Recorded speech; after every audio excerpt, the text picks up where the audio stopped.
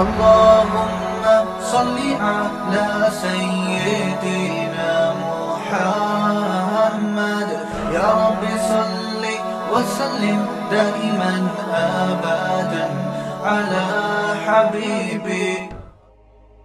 وہ افطاری میں کیسے پرہیز کرے بھائی؟ پکوڑا چھوڑ سکتا ہے کوئی افطاری میں؟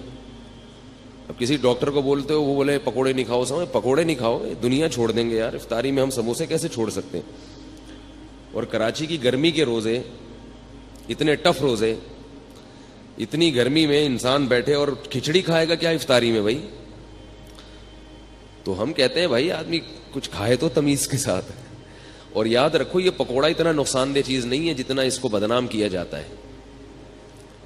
بات میں آ رہا ہوں موضوع کی طرف. چھوٹا سا آپ کو ایک ہلکی سی بات افطاری کے حوالے سے بتا دوں. سموسے نقصان دیتے ہیں، پکوڑے نقصان نہیں دیتے. سموسے میدے کے بنے ہوئے ہوتے ہیں، وہ نقصان دیتے ہیں.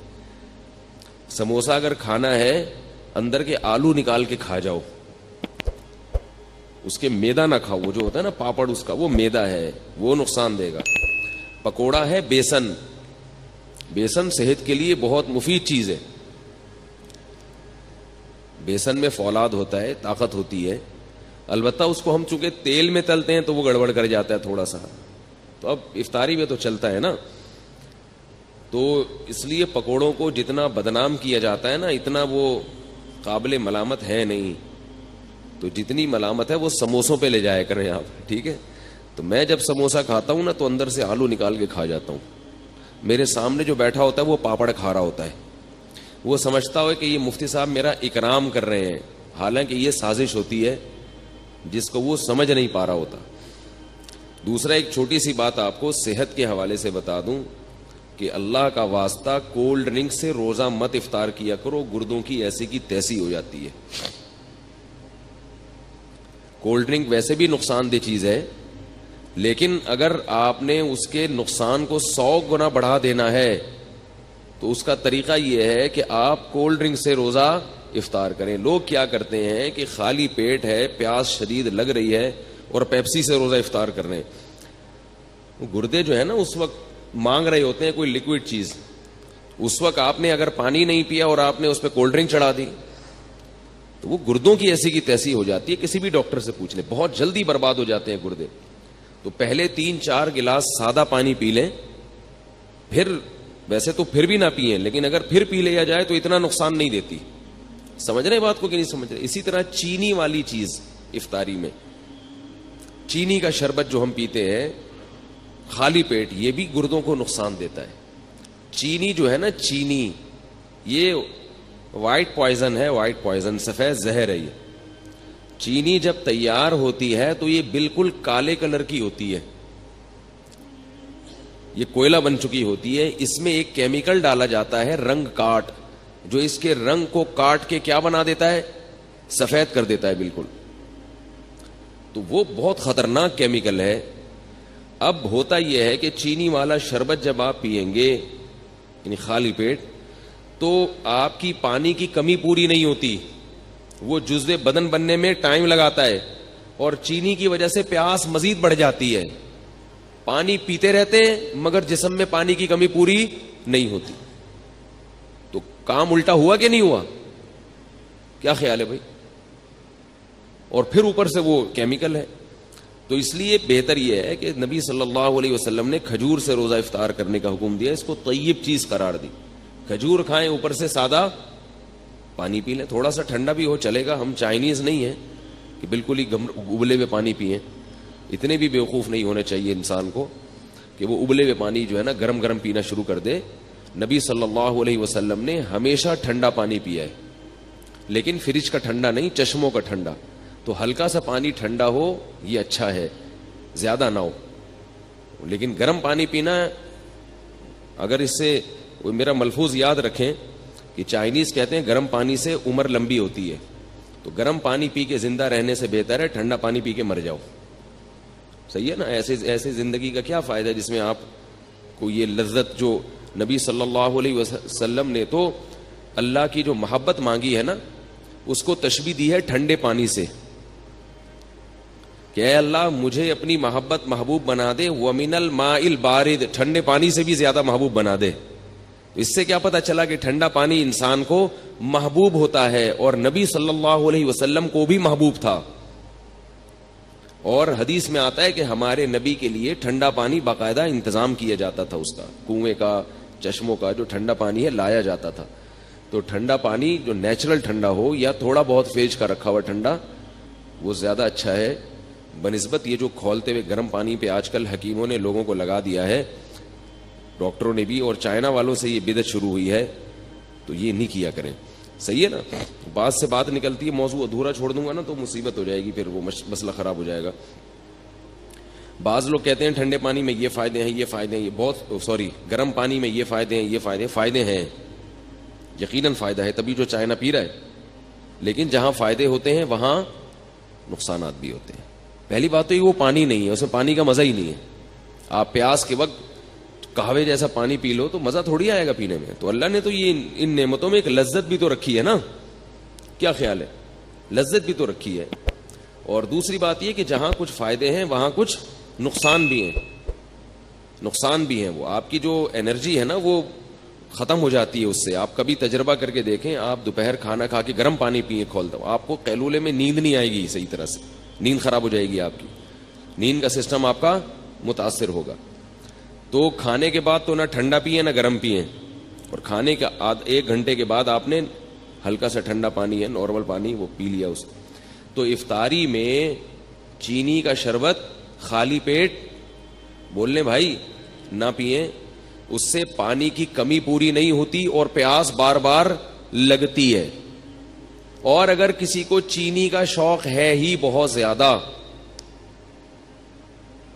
تو چینی کا نقصان کم کرنے کے لیے ایک آپ کو ٹوٹکا بتا رہا ہوں. وہ نقصان کم ایسے ہوگا کہ کچی چینی زیادہ نقصان دیتی ہے, پکی ہوئی چینی کم نقصان دیتی ہے. میں نے گھر میں حکم دیا ہوا ہے, حکم کیا, گزارش کی ہوئی ہے گھر والوں سے, حکم کہاں بھائی, ریکارڈ ہو رہا ہے بیان, گزارش کی ہوئی ہے کہ چینی کو پانی میں ڈال کے ابال لو اور اس کا شیرہ بنا لیں. چینی کو نا خوب اچھی طرح پکائیں, پانی میں ڈال کے بہت اچھی طرح پکائیں, خوب اچھی طرح پکا کے نا اچھی طرح بوائل کر کے اس کا شیرہ تیار کر کے بوتل میں بھر کے رکھ لیں. وہ پکی ہوئی چینی ہے, اس میں جو اس کے کیمیکل ہے نا وہ جلنے اور پکنے کی وجہ سے اس کے زہریلی اثرات ختم نہیں ہوتے, کم ہو جاتے ہیں. آ رہی ہے بات, ختم نہیں ہوتے, کم ہو جاتے ہیں.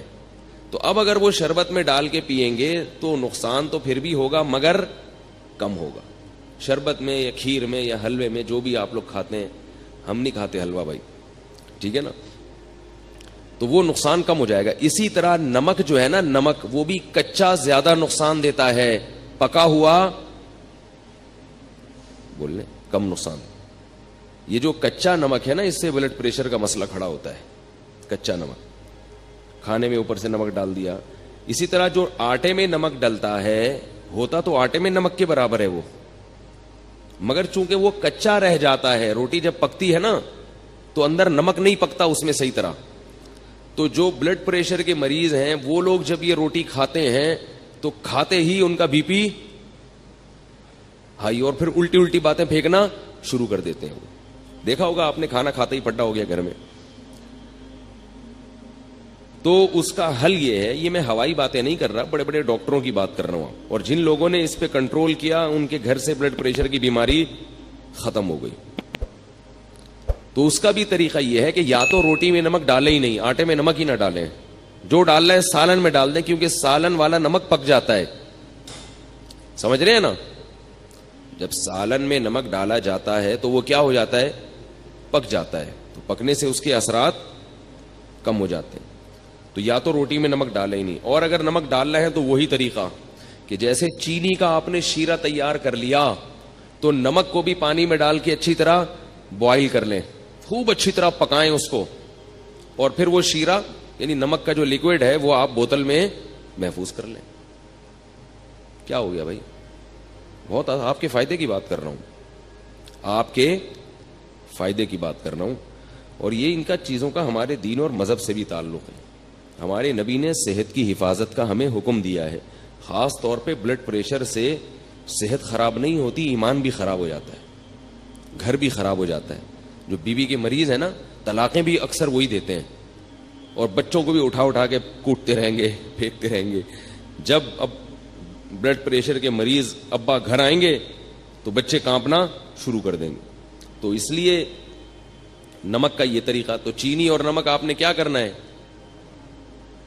پکا کے رکھیں گھر میں. اور اس کا بڑا فائدہ بھی ہے, جب چینی کا شیرہ تیار ہوتا ہے تو کسی بھی شربت میں یا اس کو گھولنا آسان بھی ہوتا ہے. شیرہ ہے وہ یوں کر کے لاؤ, لیکن اس کے لیے تھوڑی سی خواتین کو محنت کرنی پڑے گی, ٹھیک ہے نا, بہت محنت والا کام ہے یہ.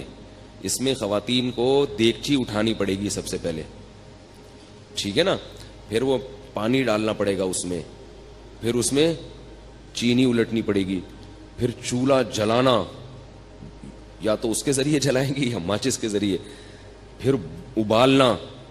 تو کافی ٹینشن والا کام ہے, لیکن ایک دفعہ کی ٹینشن ہے, آپ کو یہ ٹینشن باقی ٹینشنوں سے بچا لے گی.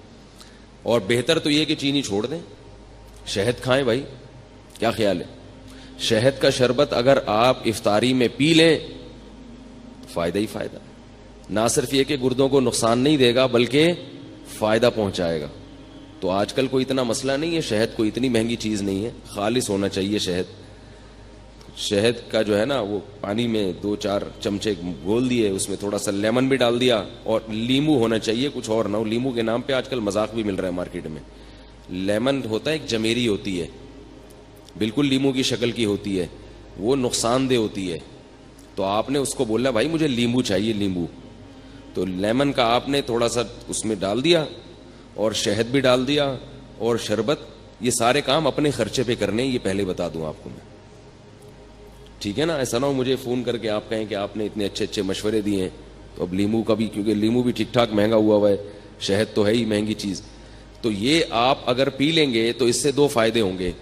ایک تو سارا دن کی جو تھکاوٹ ہے آپ کی سیکنڈوں کے اندر دور ہو جائے گی. سمجھ رہے ہو؟ فائدے گنے. پہلی بات کیا, سارا دن کی تھکاوٹ آپ کی دور ہو جائے گی. دوسرا فائدہ کیا ہوگا, لذت اور مزہ.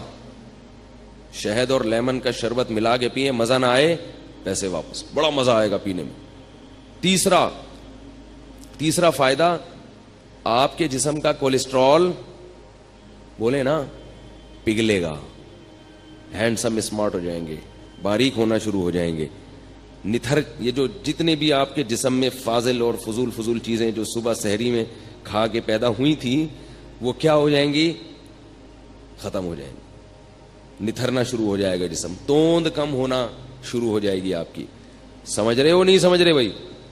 اور چوتھا فائدہ کیا ہوگا کہ شہد میں اللہ نے روحانی برکتیں بھی رکھی ہیں. قرآن میں اللہ نے کہا نا فیہ شفاء للناس, تو اللہ نے تعریف کی ہے. تو جس کی اللہ تعریف کرے ظاہر ہے اس میں جسمانی برکتیں بھی ہیں اور روحانی برکتیں بھی ہیں. تو یہ 4 چیزیں, اور پھر آہستہ آہستہ چینی سے جان چھوٹ جائے گی. یہ 5واں فائدہ ہوگا, شہد کی عادت پڑ جائے گی آپ کو کچھ دنوں میں. تو یہ تھوڑے بہت کام کیا کریں. اور اللہ کا واسطہ, یہ جو بازار سے جتنے قسم کے مشروبات آ رہے ہیں, جتنے قسم کے, چاہے وہ بہت اچھی کمپنیوں کے ہوں یا 2 نمبر لوکل کمپنیوں کے ہوں, سب ایک جیسے ہیں, سب نقصان دہ ہیں. جتنے مشروبات کوئی فری میں بھی دے رہا ہو نا, اگر فری میں بھی, تو نہ لیں اس کو. سمجھ گئے کہ یہاں تک؟ البتہ ہمدرد والوں کا جو روح افزا ہے اس کے بارے میں ماہرین کی 2 رائے ہیں. بعض کہتے ہیں وہ بھی کچھ ایسنس ہیں وغیرہ, اور بعض کہتے ہیں نہیں وہ خالص عرقیات کا مجموعہ ہے. تو مجھے اس کی تحقیق, کتنی اہم باتیں ان کو فری پھوکڑ میں بتا رہے ہیں اور یہ قدر نہیں کر رہے بھائی. تو مجھے اس کی پوری طرح تحقیق نہیں ہے. وہ آپ ہمدرد والوں سے پوچھ لیں کہ بھائی یہ 2 نمبر آ رہا ہے, یا جب تک حکیم محمد سعید صاحب زندہ تھے تو 1 نمبر آ رہا تھا, وہ پھلوں کا رس تھا, ٹھیک ہے نا. اب پھلوں کا رس ہے یا پرچی پہ پھل لکھ کے وہ پرچی ڈال دی جاتی ہے, اس کا مجھے علم نہیں ہے. تو دونوں باتیں سننے کو ملتی ہیں, بعض کہتے ہیں 2 نمبر ہے, بعض کہتے ہیں 1 نمبر ہے. تو مجھے نہیں پتا کہ وہ 2 نمبر ہے کہ 1 نمبر. تو آپ کا کوئی جاننے والا ہو تو آپ اس سے تحقیق کر سکتے ہیں. باقی جتنے بھی مشروبات آ رہے ہیں باہر سے, سارے بیڑا غرق کر رہے ہیں. کیونکہ جب آپ خالی پیٹ وہ پیتے ہو, ان میں کیمیکلز ہوتے ہیں. وہ کیمیکلز آپ کے گردوں کو فوری طور پر متاثر کرتے ہیں. گردوں کے اتنی بیماریاں, پہلے زمانے میں لاکھوں میں کوئی ایک گردوں کا مریض ملتا تھا. تو اپنے آپ کو ڈائلسس پہ کیوں لانا چاہ رہے ہو بھائی؟ آپ دیکھو نا, ڈائلسس کے مریضوں کو جا کے ہسپتال میں دیکھو, پناہ مانگو گے اللہ کی آپ کہ اللہ مجھے بچا لے اس عذاب سے. تو یہ سارے کیسے مریض بنتے چلے جا رہے ہیں؟ شوگر کی بیماری, گردوں کی بیماری اتنی زیادہ عام ہو گئی ہے. اس کی بنیادی وجہ یہ جو مشروبات ہیں بازار کے, ڈبے جو دودھ کے آپ پی رہے ہیں نا, دودھ کے نام پہ جو مذاق پلایا جا رہا ہے آپ کو, یہ چھوڑ دیں, یہ دودھ نہیں ہے. یہ جو خوشنما پیکنگ میں دودھ آ رہے ہیں, یہ سفید رنگ کی کوئی چیز ہے, یہ دودھ نہیں ہے. اس کا کسی لیبارٹری میں ٹیسٹ کروا لیں, یہ دودھ نہیں ہے. دودھ وہ ہوتی ہے جو بھینس دیتی ہے, اور یہ کمپنیاں دیتی ہیں. تو کمپنی دودھ دے سکتی ہے کبھی؟ قرآن میں آتا ہے کہ چوپائے کو تم چارہ کھلاتے اس سے دودھ نکلتا ہے. کہیں بھی نہیں ہے کہ تم کمپنی کو پیسے دیتے اس سے دودھ نکلتا ہے. قرآن میں تو کہیں بھی نہیں ہے. دودھ کہاں سے آتا ہے؟ اب یہ پہلی جماعت کے بچوں کے سوال ہیں. بتاؤ دودھ کہاں سے آتا ہے؟ گائے سے آتا ہے یا کمپنی سے آتا ہے؟ گائے دودھ دیتی ہے. ہندو اسی لیے تو گائے کی عبادت کرتے ہیں کہ وہ دودھ دیتی ہے. ہندو کو کبھی دیکھا کہ نیسلے کمپنی کی عبادت کرتے ہوں, یہ ملک پیک کی عبادت کرتے ہوں, یہ ملک ٹیئر کی عبادت کرتے ہوں؟ اتنی سینس تو ہندوؤں میں بھی ہے کہ عبادت کس کی کرنی ہے, یعنی ان کے لحاظ سے جو سینس ہے, کس کی عبادت کرنی ہے؟ گائے کی. اور ہم کیا کر رہے ہیں؟ ہندوؤں کو مجبور کر رہے ہیں کہ وہ کس کی عبادت شروع کر دیں؟ کمپنیوں کی عبادت شروع کر دیں. تو دودھ گائے دیتی ہے, گائے سے دودھ نکالو, یا جس نے نکالا ہوا ہے اس سے جا کے خریدو. اس میں جراثیم اگر ہیں تو کوئی مسئلہ نہیں ہے, وہ جراثیم والا اس بغیر جراثیم سے بہتر ہے. جراثیم بھی اس میں اسی لیے آ رہے ہیں کہ وہ دودھ ہے. جراثیم کو بھی پتا ہے کہ یہ کیا ہے, دودھ ہے. اور یہ جو ڈبوں کے دودھ ہیں ان کو کھول کے رکھ دو, اس کو جراثیم بھی لفٹ نہیں کراتے. تو جس چیز کو جراثیم بھی لفٹ نہ کرا رہے ہوں اس کو آپ کیوں پی رہے ہو بھائی؟ تو یہ ساری چیزیں کھا کھا کے لوگوں کے گردوں کا بیڑا غرق ہو گیا. شوگر کے مریض بنتے چلے جا رہے ہیں, توندے نکلتی چلی جا رہی ہیں, جسم ڈھلکتے چلے جا رہے ہیں, چہروں کی رونقیں ختم ہو رہی ہیں, پھر بھی پی رہے ہیں, بچوں کو بھی پلا رہے ہیں. اس لیے یہ اللہ نے قرآن میں حکم دیا ہے کہ اپنے آپ کو خود سے ہلاک مت کرو. جیسے خودکشی کرنا حرام ہے کھمبے سے چپک کے, ایسے ہی سلو پوائزن کھا کے آہستہ آہستہ اپنے آپ کو تباہ کرنا بھی غلط کام ہے, ناجائز کام ہے. اگر آپ کو پتا ہے کہ اس سے مجھے نقصان ہو رہا ہے, یہ عجیب بات ہے کہ کھمبے سے چپکنا تو حرام ہے, اپنے آپ کو مار دینا. یعنی آپ مجھے بتاؤ, ایک آدمی خودکشی کر رہا ہے, وہ ایسے کر رہا ہے کہ ابھی گیا اور ابھی بجلی کے کھمبے پہ ہاتھ لگایا اور ابھی مر گیا, تو یہ ناجائز ہے یا نہیں ہے بھائی؟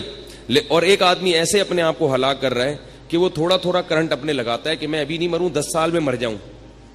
تھوڑا تھوڑا اپنے آپ کو کیا کر رہا ہے؟ ہلاک کر رہا ہے. آج تھوڑا سا کرنٹ, پھر تھوڑا اور ذرا جھوڑ کا جھٹکا, پھر اور. ٹھیک ہے, یہ ویسا حرام نہیں ہے جیسا ایک دم سے مارنا, لیکن کیا اس کو بھی ہم صحیح کہہ سکتے ہیں اس عمل کو؟ ہے بھائی زندگی کی حفاظت جب فرض ہے تو پھر وہ ہر لحاظ سے فرض ہے. تو اس طرح یہ چیزیں کھا کھا کے لوگوں نے, اور افطاری میں چونکہ زیادہ نقصان ہوتا ہے, تو رمضان تو اللہ نے ہمیں دیا, اس کی حکمتوں میں ایک حکمت یہ ہے کہ اس سے صحت اچھی ہوتی ہے, اور اوپر سے جتنی بیماریاں رمضان میں ہو رہی ہیں اتنی کسی اور مہینے میں نہیں ہوتی, کیونکہ وہ جو سارا جو ہے نا ترتیب آؤٹ کر جاتی ہے, کہاں سے کہاں بات چلے گی. خیر, مفتی طارق مسعود صاحب کے بیانات سننے کے لیے youtube.com/مفتی طارق مسعود کو سبسکرائب کریں, اور اگر آپ لائیو ویڈیو کو کبھی بھی مس نہیں کرنا چاہتے ہیں تو سبسکرائب کرنے کے بعد بیل آئیکن پہ کلک کرنا مت بھولیں. جزاک اللہ.